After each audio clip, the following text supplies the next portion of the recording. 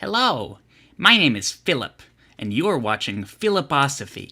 Today, we're going to talk about Confucius, the first philosopher. Confucius played a major role in shaping China. So much so, that China's name is actually based on his. Crazy stuff! Let's take a deep dive into exactly what it is that Confucius contributed to the violent arena of thought that is philosophy. Confucius was born long ago in the murky swamplands of northeastern Shanghai. His mother died in childbirth, leaving only his father to raise him, and his 3 concubines. Confucius was born into immense wealth, which his father had won by counting cards in Chinese checkers.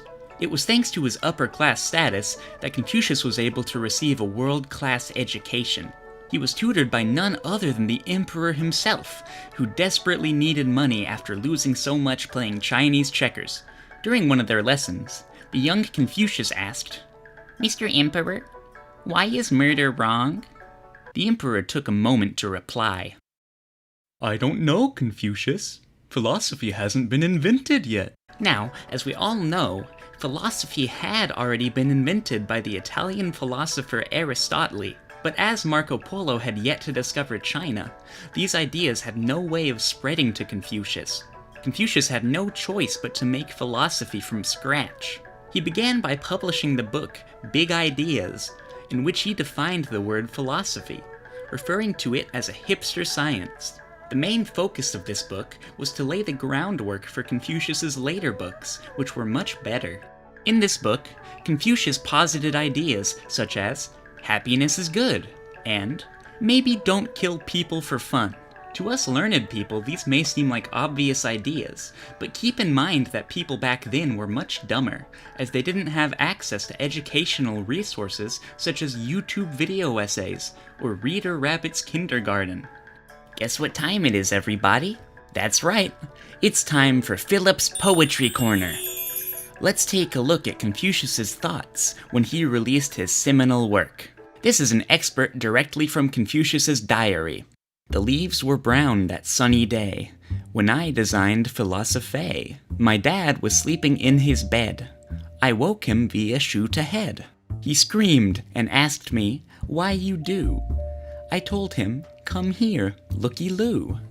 I wrote a book that gives advice for how you ought to live your life. He skimmed it over just a bit, but he was too illiterate. He chuckled awkwardly and said, 'This is good, it filled my head.' And then I laughed. He was so dumb. He didn't even read page 1. When Confucius published Big Ideas, stores were sold out almost instantly. It was incredibly popular, not because the illiterate peasants actually wanted to read it, but because it was a big book that they could use as tinder to combat the great fire shortages of 538 BC. However, the nobles, who were capable of reading, all ended up buying the book as well, because it was now on the New York Times bestsellers list, and they wanted to see what all the hype was about. Now that Confucius had given these nobles an understanding of basic morality, they all started to feel really bad. They had committed so many atrocities before this point, and they felt pretty guilty about it. Confucius, not wanting to hurt their feelings, quickly published his second book, Bigger Ideas. This book revised many of Confucius's prior thoughts in order to make them less controversial. In it, he says, "Nobles don't have to worry about all this morality stuff. In fact, I have it on good authority that nobles are angels sent down from heaven to watch over the peasants or something. Also, they are the best. Happy?" The nobles were, in fact, happy. Well, most of the nobles at least. The emperor was not very fond of this new philosophy thing. Now that the nobility was convinced of their divinity, they began to ask worrying questions. "Why do we even need the emperor?" they would ask. "He doesn't even have an invisible halo and spirit wings like the rest of us do." The emperor was afraid that they would rise up and kick him out of his rightful house, the Emporium. He approached Confucius and requested he make some slight modifications to his philosophy so that people would go back to obeying him without question. Confucius didn't want to at first, but the emperor forced his hand. Confucius's father, Mr. Confucius, owed the emperor a lot of money. The emperor told Confucius that if he once again revised his philosophy, his father would not be reported to the IRS. Confucius, nestled ever so gently between a rock and a hard place, agreed. Confucius's third book, Bigger Ideas, hit the shelves mere weeks after his last book. It said, "Wait guys, listen here real quick. I just remembered that the emperor is the reincarnation of the divine star child, Lewinsky. If you even think about revolting, he's gonna blast you with his signature move, Milky Way missile. Trust me, he's pretty scary." The nobility was, as expected, terrified. They scrapped all of their confidential revolt plans and dismantled the giant catapult that they had built outside the emperor's vacation home. Now that Confucius had restored order to the Chinese Empire, he began work on his pet project, the Great Wall of China. You see, at this time in history, China's citizens were immigrating out of the country at a very high rate. They were terrified of potential Milky Way missile strikes and wanted to get as far away as possible. Confucius suggested building a big wall around all of China to keep them in. Construction began immediately, but from the start there was a big problem. The peasants assigned to the site kept running off into neighboring countries instead of building the giant wall that was meant to keep them from doing exactly that. The nobles were stumped and nearly canceled the entire project. But Confucius came up with a brilliant solution.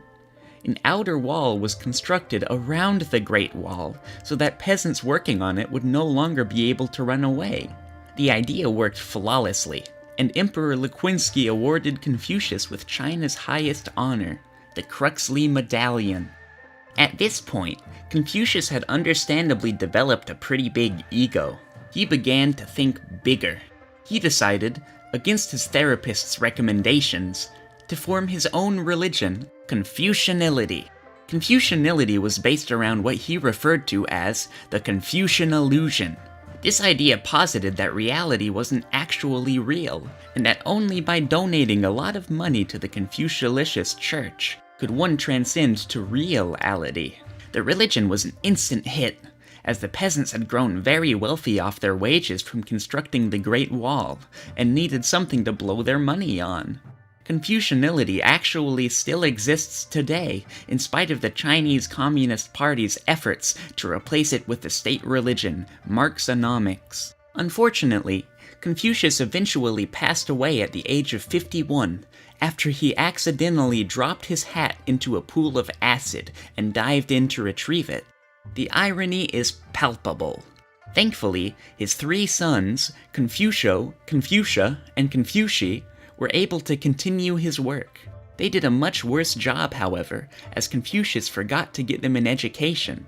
Oops, looks like I've gotta go now, guys. My dad's birthday is tomorrow, and I have to mentally prepare myself to ensure I don't bring up the incident again. Once again, my name is Philip, and I'll see you next time.